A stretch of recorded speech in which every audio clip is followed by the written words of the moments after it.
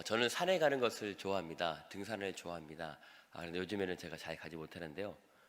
이 근처에 산이 없어서 가지 못하는데 등산을 좋아하는데요. 예전에 북한산 국립공원에 자주 다닌 적이 있습니다. 그리고 북한산 국립공원은 서울에 있는 산입니다. 북한에 있는 산이 아닙니다.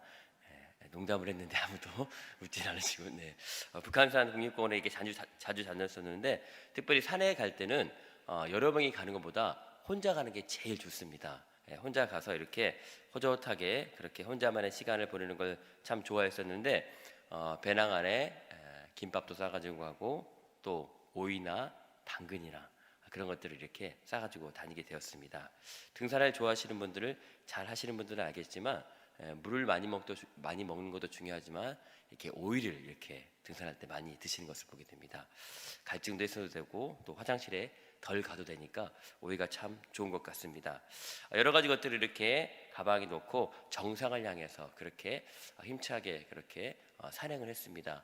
보통 북한산 국립공원 초입에서 정상까지 올라가는데 한 2시간 정도 시간이 걸립니다. 북한산 정상에 이제 백운대라는 곳이 있는데 한 2시간 정도 이렇게 걸리는데요. 처음에는 그렇게 힘들지 않습니다. 그냥 편하게 좀 이렇게 걷다가 가다가 중반 이상 좀 지나게 되면 굉장히 힘든 코스가 있습니다.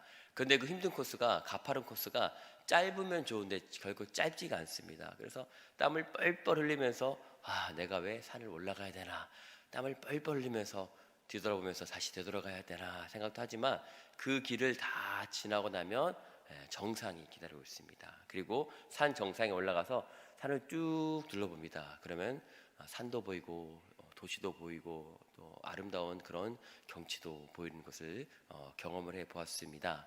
그리고 또 산 정상에 시원한 바람이 불어오는데 그 바람을 맞으면 밑에 올라가면서 흘렸던 내 몸을 흠뻑 젖었던 그 땀들이 다 씻게 되고 얼마나 기분이 좋은지 모릅니다.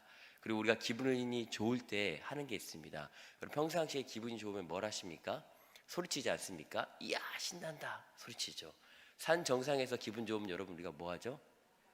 야호, 네, 야호 하고 이렇게 외치게 되는 것입니다. 그러면은 이 산이 하나만 있는 게 아니잖아요. 산이 이렇게 여러 산들이 있잖아요. 산이 야호하고 하면은 한 1, 2초 뒤에 저쪽 산에서 또 다른 제가 야호라고 얘기를 하고요.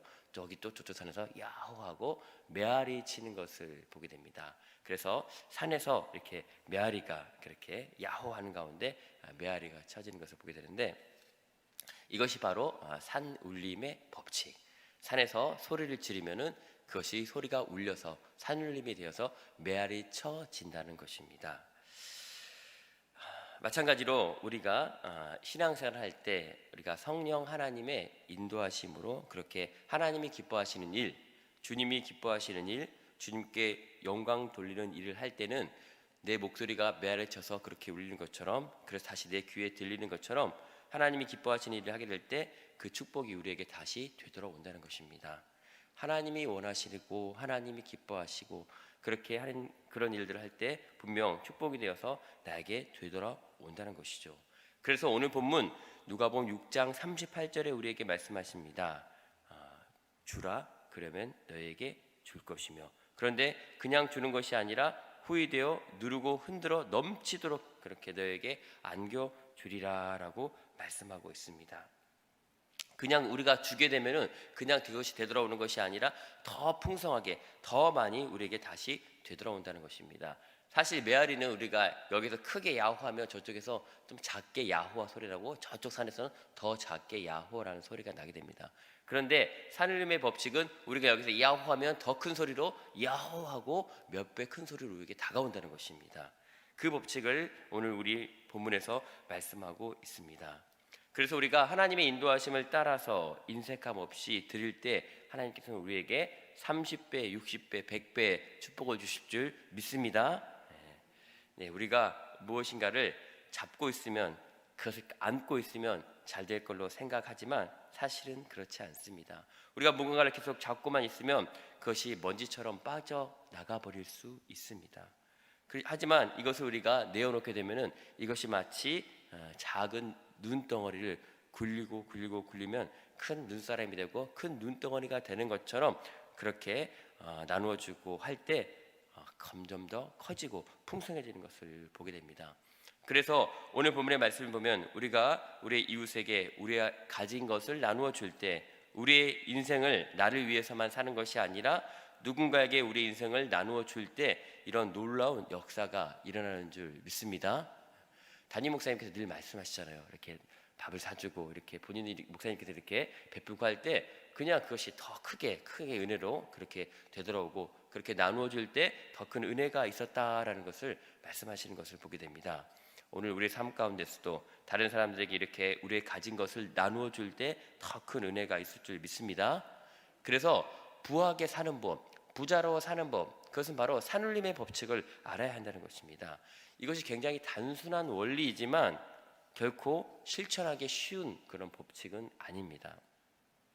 그런데 이 법칙을 성공해서 사용한 사람들이 우리 목사님뿐만 아니라 역사적으로 볼 때 몇몇 사람들이 있습니다. 그 미국의 유명한 여러분들 아시는 강철 왕 카네기, 뉴욕에 가면 카네기 홀도 있죠. 굉장히 유명한 홀도 있는데 그 카네기라는 사람은 바로 수십억 달러의 갑부가 되었습니다. 여러분 수십억 달러, 여러분이 1억, 2억, 10억 있으시죠? 갖게 될 줄 믿습니다.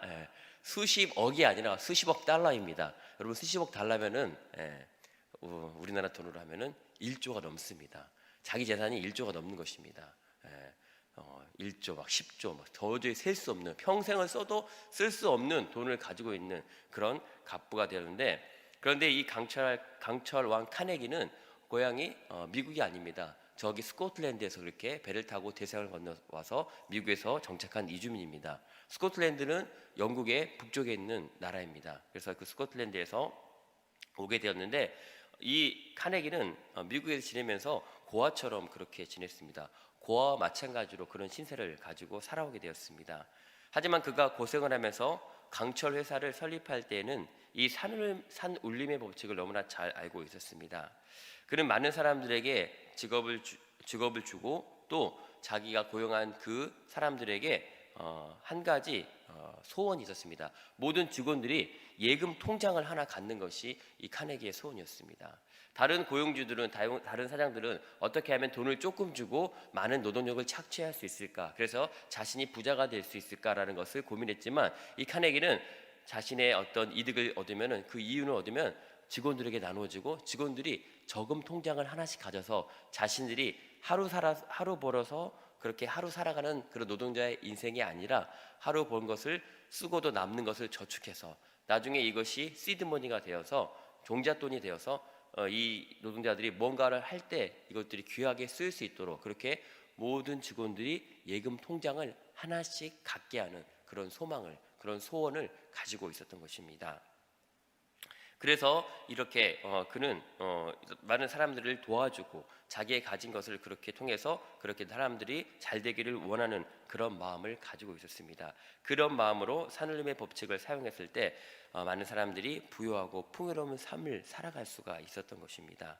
그래서 이 카네기는 부의 목적을 바로 주는 데 두었습니다.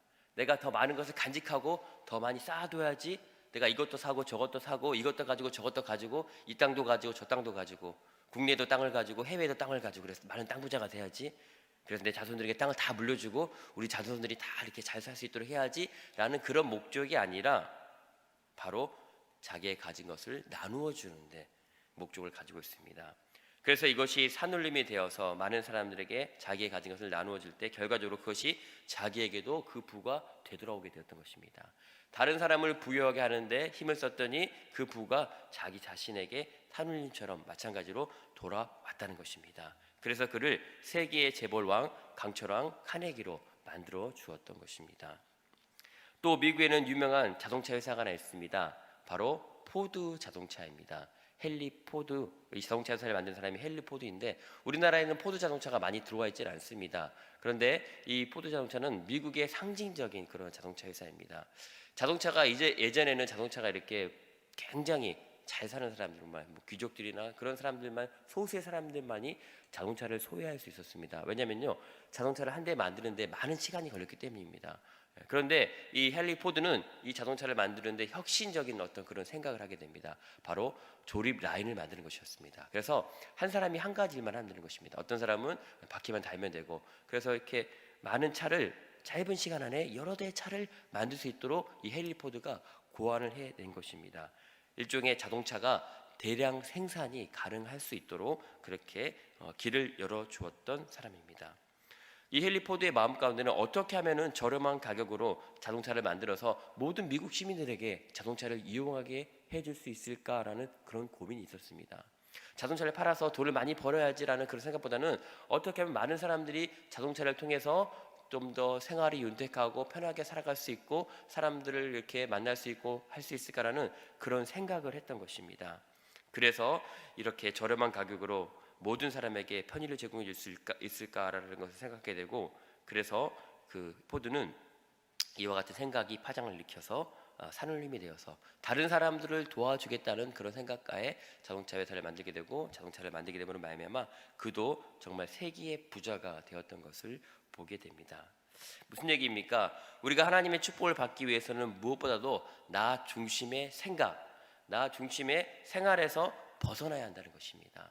그냥 내가 잘 되면 되는 것이고 나 중심으로 생활하는데 그치는 것이 아니라 그렇게만 하면 분명 한계가 있습니다. 그런데 나 중심의 생활에서 벗어나서 나의 물질을 가지고 다른 사람을 유익하게 하고 나의 인생을 통해서 다른 사람에게 도움을 주고 다른 사람을 유익하게 하고 많은 사람을 복되게 한다면 그 복이 나에게 다시 산울림이 되어 돌아오는데, 그것이 그냥 한 배, 두 배로 돌아오는 것이 아니라 30배, 60배, 100배로 우리에게 돌아오는 줄 믿습니다.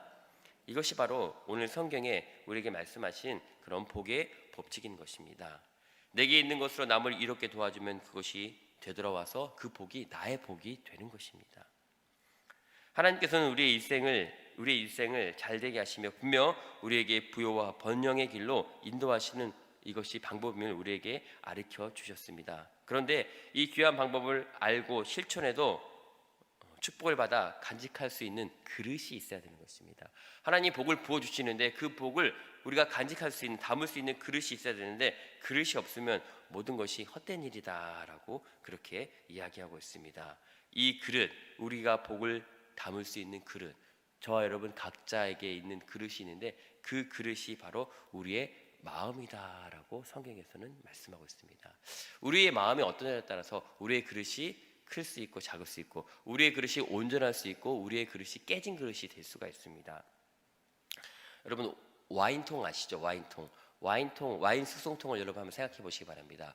나무로 이렇게 통을 만드는데, 나무로 이렇게 판자로 통을 만들어서 가운데를 엮어서 이렇게 나무 통을 만드는데, 그런데 여러 가지 나무 조각으로 이렇게 통을 만들어서 그 안에 물을 붓거나 와인을 숙성시키는데 그 통의 한쪽 나무가 예를 들어서 이렇게 잘려져서 한 반밖에 그 나무의 높이가 되어 있지 않다라고 생각해 보시기 바랍니다.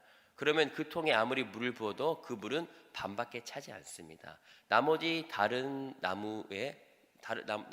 부분에 아무리 끝까지 그렇게 나무가 잘 있다 할지라도 하나의 통에 그 구멍이 그렇게 나버리면 그쪽으로 다 물이 새어버리고 그만큼밖에 물이 찰 수밖에 없다는 것입니다.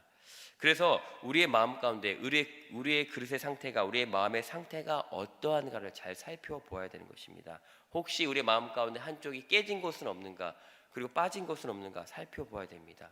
중요한 것은 우리의 마음에 구멍 난고 그래서 깨진 것이 없는가 마음을 잘 살펴보아야 되는데, 잠언 4장 23절에서는 우리에게 이렇게 말씀하십니다. 무릇 지킬 만한 것보다 더욱더 내 무엇을 지키라? 마음을 지키라. 우리의 마음을 지키라는 것입니다. 왜 우리의 마음을 지키라고 말씀하십니까? 생명의 근원이 이에서 남이니라. 생명의 근원이 우리의 마음에서 난다라고 말씀하고 있습니다.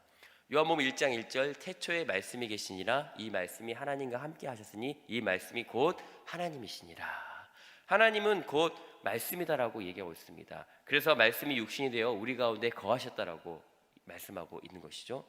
말씀이 곧 하나님이신데, 그런데 이 생명의 근원이 바로 말씀이 되는 것입니다. 생명의 근원이 하나님이시기 때문에 생명의 근원은 곧 말씀이 되는 것입니다. 그래서 말씀이 곧 우리의 마음 가운데 하나님의 말씀이 있다는 것입니다. 우리의 마음을 지키라는 것은 다른 것이 아니라 생명의 근원 되시는 하나님, 즉 우리의 마음 가운데 하나님의 말씀을 지키라는 것입니다. 하나님의 말씀을 우리의 마음 가운데 새겨 놓으라는 것입니다. 그래서 로마서 10장 10절에서도 사람이 마음으로 믿어 의에 이르고 입으로 시인하여 구원에 이른다 이렇게 말씀하십니다. 마음으로 믿어, 우리의 마음으로 믿어서 의에 이른다라는 것이죠. 우리의 마음으로 믿는다는 것은 우리 마음으로 하나님의 말씀을 그렇게 믿는다는 것이고, 하나님의 말씀을 믿는다는 것은 바로 생명의 근원 되시는 하나님의 말씀이 우리의 마음 가운데 거하셔야 한다는 것입니다. 여러분의 마음 가운데 생명의 근원 되시는 하나님의 말씀이 풍성히 거하는 줄 믿습니다. 우리의 마음 가운데 하나님의 말씀이 있어야 되는 것입니다. 다른 것이 있는 것이 아니라 하나님의 말씀이 우리의 마음 가운데 있어야 되는 것입니다. 이렇게 될 때, 우리의 마음 가운데 하나님의 말씀으로 충만하게 될 때, 이렇게 될 때 하나님의 복이 우리 안에 임하게 되는 것입니다. 우리가 하나님이 주시는 그 놀라운 복을 담을 그릇이 되는 것입니다. 하나님의 말씀이 우리 안에 없고 다른 것이 우리 마음 가운데 가득하게 되면 하나님이 우리에게 복을 주시기 원하시지만 우리가 그것을 담을 그릇이 되지 않기 때문에 그 복이 우리 안에 남아있지 않게 되는 것입니다. 그냥 다 흘러 내려가 보는 것입니다. 우리의 마음 가운데 우리의 생각이나 우리의 뜻이 가득 차게 되면은 그 복이 왔다가 잠깐 왔다가 그냥 다 빠져버리게 되는 것입니다. 그런데 우리의 마음 가운데 생명의 근원 되시는 하나님의 말씀으로 충만하면 그 말씀으로 말미암아, 주의 성령으로 말미암아 우리에게 하나님의 놀라운 복이 임하게 되는 것입니다. 그래서 우리가 하나님의 말씀을 들을 때 우리가 그 말씀을 우리의 생각 가운데 두는 것이 아니라 말씀을 마음판에 새겨야 되는 것입니다. 모세가 십계명의 말씀을 시내산에서 하나님께서 돌판에 새겨주었던 것처럼, 그래서 그 말씀을 가지고 이스라엘 백성들에게 선포했던 것처럼 우리가 하나님의 말씀을 우리의 마음판 가운데 새겨야 되는 것입니다. 우리의 마음 가운데 하나님의 말씀이 있어야 되는 것입니다. 우리가 알고 있는 말씀, 우리가 암송한 말씀들이 우리 마음 가운데 새겨져 있어야 됩니다. 그래서 그 말씀이 시시때때로 우리 삶 가운데서 나타나야 되는 것입니다. 말씀을 우리가 기억하면서 그 말씀대로 살아가도록 우리 마음을 변화시켜야 되는 것입니다. 사단이 주는 마음이 아니라 생명의 근원 되시는 하나님이 주는 말씀으로 우리 자신을 변화시켜야 하는 것입니다. 하나님은 분명 지금 여기에 우리 마음속에 그렇게 성령으로 그렇게 와 계시는 것입니다. 말씀으로 함께 하시는 하나님은 성령으로 우리와 함께 계십니다. 성령으로 말미암아 우리 한 사람 한 사람이 또한 하나님의 성전이 되어가는 것입니다. 성령이 우리 안에 거함으로 말미암아 우리 한 사람 한 사람이 하나님의 성전이 되어가는 것입니다. 그래서 고린도전서 3장 16절에도 너희가 하나님의 성전인 것과 하나님의 성령이 너희 안에 거하시는 것을 알지 못하느냐 이렇게 말씀하고 있습니다. 하나님의 성령이 우리 안에 있으면 우리가 하나님의 성전이 되는 것입니다. 하나님의 말씀이 우리 안에 거하시는 것이 되는 것입니다. 그래서 우리와 마음과 우리의 생각 가운데 다른 것이 아니라 하나님의 말씀이 있어야 되며 하나님의 성령이 우리의 마음과 우리의 생각 가운데 늘 충만해야 될 줄 믿습니다. 성령이 우리를 주관해야 되는 것입니다.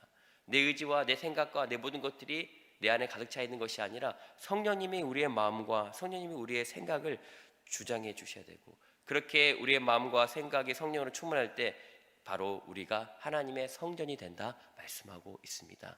하나님의 성전이 된다는 것은 하나님이 우리 안에 거하신다는 것입니다. 하나님의 성령이 우리 안에 거하신다는 것입니다. 분명 우리 안에 성령이 우리 안에 계십니다. 그리고 성령이 우리와 우리의 마음과 우리의 생각 가운데 계십니다. 하나님의 말씀이 생명의 근원이 우리 안에 그렇게 계시는 것입니다. 우리 마음속에 하나님을 모시면 그곳에 바로 하나님의 나라가 이루어지게 되는 것입니다. 여러분의 마음 가운데 말씀이 있고 성령님이 거하시면 그것이 바로 하나님의 나라, 천국, 하늘나라가 되는 것입니다. 그래서 내가 어디를 가나 그 어디나 하늘나라 할렐루야 찬양하세 이렇게 선포할 수 있고 노래할 수 있는 것은, 찬양할 수 있는 것은 주의 성령께서 내 안에 함께 하시기 때문에, 내 안에 하나님의 말씀이 있기 때문에 내 상황이 지옥과 같은 상황일지라도 그 어디나 하늘나라가 이루어지는 줄 믿습니다. 중요한 것은 우리가 하나님의 성전된 내 마음이 어떠냐에 따라서, 마음을 어떻게 하느냐에 따라서 그것이 천국이 될 수 있고 지옥이 될 수 있는 것입니다. 누가복음 17장 20절에서 21절에 우리에게 말씀하십니다. 하나님의 나라는 볼 수 있게 임하는 것이 아니요 또 여기 있다고도 저기 있다고도 못하리니 하나님의 나라는 너희 안에 있느니라. 하나님의 나라는 우리 안에 있느니라. 하나님의 나라는 내 안에 있습니다. 천국은 다른 곳에 있는 것이 아니라 바로 내 안에 있습니다. 우리는 이 땅에 살아가면서 그래서 천국의 삶을 살아갈 수가 있는 줄 믿습니다. 천국은 바로 우리의 마음 가운데 있는 것입니다. 우리의 마음이 천국이 되어질 때 그 마음 가운데 성령으로 충만한 마음, 하나님의 말씀으로 충만한 마음이 될 때 그릇이 준비된 것입니다. 그 준비된 그릇에 하나님께서는 복을 쏟아 부어 주시겠다 말씀하십니다. 우리의 마음을 준비하시기 바랍니다. 범사의 형통은 반드시 하나님을 우리 마음 가운데 모시는 삶을 살아갈 때 범사의 형통이 되어지며 또한 열매 맺는 삶을 살아가게 되는 줄 믿습니다. 그래서 요한복음 15장 5절에도 우리에게 말씀하십니다. 나는 포도나무요, 예수님은 포도나무요 라고 말씀하십니다. 너희는 가지니 저가 내 안에 내가 저 안에 있으면 이 사람이 과실을 많이 맺나니 나를 떠나서는 너희가 아무것도 할 수 없느니라. 예수님 안에 거하면, 내가 예수님 안에, 예수님이 내 안에 거하면 우리가 많은 열매를 맺을 수 있다 분명히 말씀하십니다. 우리가 주의 성령 안에 그렇게 거할 때 많은 삶 가운데 열매가 맺어지는 줄 믿습니다. 많은 신앙의 열매, 많은 삶의 열매, 많은 풍성한 열매가 맺어짐으로 말미암아 하나님이 주시는 그 놀라운 은혜로 복 있는 사람처럼 때를 따라 그렇게 열매를 맺고 또 그 잎사귀가 마르지 아니한 그런 풍성한 삶의 은혜가 저와 여러분 오늘 삶 가운데 넘쳐나시길 다시 한번 주님의 이름으로 축원드립니다. 아멘. 기도하겠습니다. 하나님 감사드립니다. 우리의 마음 가운데 성령님 좌정하여 주시고 우리의 마음과 우리의 생과 우리의 모든 뜻을 주장하여 주셔서 생명의 근원이 되시는 우리 주의 성령께서 우리를 주장하시되 특별히 우리의 가진 것들을 나누게 하시며 정말로 산울림의 법칙을 기억하며 하나님 나누어 줄 때 그것이 다시 나에게 되돌아와서 더 풍성한 은혜로 우리 삶 가운데 채워지게 되는 것을 보게 됩니다. 하나님, 우리의 인생이 나 자신의 행복을 위해서 살아가는 것이 아니라 다른 사람을 도와주며 그 사람들이 더 잘 되기를 바라는 마음으로 섬길 때 하나님 오히려 그 은혜로 말미암아 내가 더 큰 복을 받게 되는 것을 하나님 깨닫게 되었습니다. 하나님, 주의 성령께서 우리 안 함께 하심으로 말미암아 하나님 이 복음을 우리가 알게 하시고 또한 하나님 이 복음으로 또한 살아갈 수 있는 저를 낼 수 있도록 주여 도와주시옵소서. 특별히 하나님 오늘 우리의 마음 가운데 성령님 좌정하여 주셔서 성령의 인도하심으로 날마다 천국을 이뤄갈 수 있도록 주여 도와주시옵소서. 그렇게 성령님께서 우리의 마음과 생각과 온전히 뜻을 주장하여 주심에 감사드립니다. 또 하나님 늘 감사드리며 감사의 예물을 드렸습니다. 주님 기억하여 주시고 우리 삶 가운데 늘 감사가 넘쳐날 수 있도록 복 내려 주시옵소서. 그렇게 성령께서 우리 가운데 함께 하심에 감사드리며 이제는 우리 주 예수 그리스도의 은혜와 하나님의 사랑과 성령의 교통하심이 우리 주의 성령께서 우리 마음 가운데 함께 하시며 하나님의 말씀이 우리의 마음 가운데 늘 함께 하심으로 말미암아 늘 천국의 삶을 살아가기를 소망하며 늘 풍성한 은혜를 누리기를 소망하는 여기 모인 모든 믿음의 성도들 가운데 이제로부터 영원토록 함께 하시길 간절히 축원하옵나이다. 아멘. 우리 시간 함께 말씀을 기억하면서 기도하도록 하겠습니다. 하나님, 우리의 마음 가운데 다른 어떤 것을 들은 것이 아니라 하나님의 말씀으로 채워갈 수 있도록 주여 도와주시옵소서. 주의 성령으로 하나님 충만해질 수 있도록 주여 도와주시옵소서. 그래서 우리의 마음이 하나님이 거하시는 성전이 되게 하여 주시옵소서. 하나님, 다른 악한 것들이 우리의 마음을 주장하지 않게 하시고 온전히 하나님의 성전이 되어질 수 있도록 주님 도와주시옵소서. 그래서 하나님이 주시는 놀라운 복을 하나님 누리는 저희를 낼 수 있도록 도와주시고 또한 우리의 삶 가운데 날마다 마음이 하나님이 주장하심으로 말미암아 천국의 삶을 살아갈 수 있도록 주여 인도하여 주시옵소서. 우리 함께 이것을 위해서 통성으로 기도하도록 하겠습니다. 하나님 감사드립니다. 우리 함께 하시고 인도하심에 감사드립니다. 아버지 하나님, 우리를 도와주시고 인도하심에 감사드립니다.